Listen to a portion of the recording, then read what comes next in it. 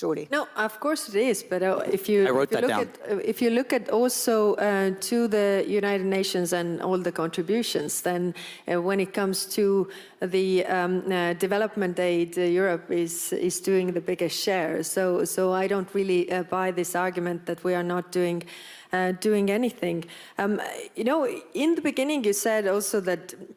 Is it that actually the rules of jungle and the might makes right actually has always been there? And one might say that is true, that those who have the power have had different rules. But even in jungle, animals cooperate, and so you are better off when you work with others. And if you think, in the global, if we take the superpowers, what is actually the difference? When for example, Russia goes to war, they go alone because they don't have allies. When America goes to wars, then, a lot of us go with you and we lose our people on the way. So that means that you also need us in your to be this superpower. Because if we look at the bigger picture, I mean, in terms of economic might, China is a very, very powerful country. In terms of military might as well. So what is the difference between you and the other superpowers so far is the allies. So, but I'm coming to this point that, of course, we are willing to fight for the world where there are some kind of rules, because majority, or actually all the European countries are small countries, or those who haven't realized that they are small countries yet. But we are small countries, so we need rules-based order. And it is clear that the current rules-based order, it has been put in place after the Second World War, considering all what was happening there, what were the powers fighting then, and it doesn't serve the world right now. But what serves the world is, the rules really that are, protecting everybody, so that nobody is above the law. And I think that is the difference. That we actually want partnerships that are based on dignity, where we actually listen to the other party and we care also what the other countries are thinking about. So it's not like we make decisions in this Board of Peace Charter, for example, that you don't have to actually take into account anybody who is on that organization, because one person can make the decisions. And that is, I think, the difference how we see the world. Because if countries are treated equally, I think there's also less chance for war and tyranny. Lenny, we could pass there you go. Thank you. I think we'll give that to Kaja Kallas.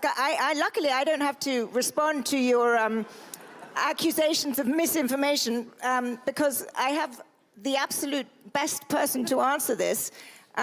Do you see the Board of Peace as a strengthening of the overall constellation of global organizations? And if so, why isn't Europe, actively pushing it?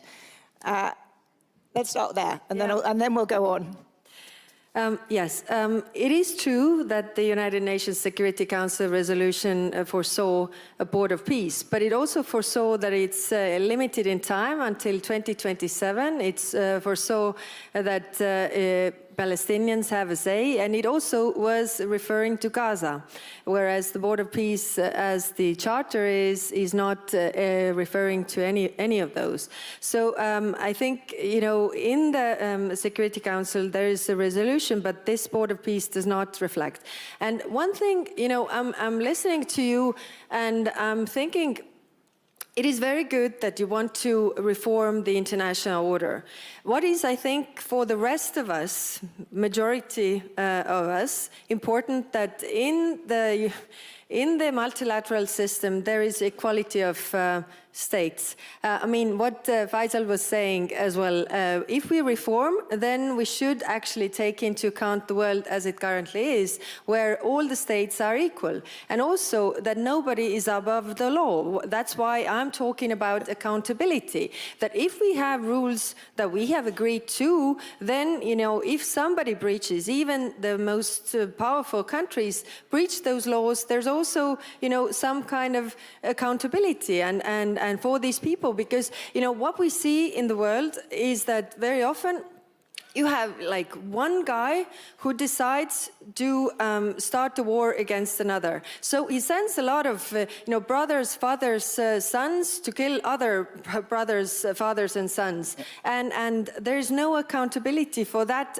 one decision that actually gets so many people killed. And I think, if we're talking about the reform of the multilateral system, and I agree that it's good that it's under fire, then that's why it's also on the front of these debates, but we should respect that all states are equal. Sure. The characteristics of the new world that we are entering.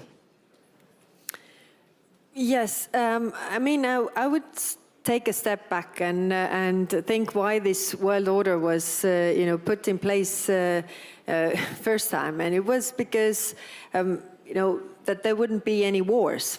If you think about League of Nations after the First World War, it didn't work because there was a war. Then after the Second World War, we had the United Nations so that there wouldn't be any wars.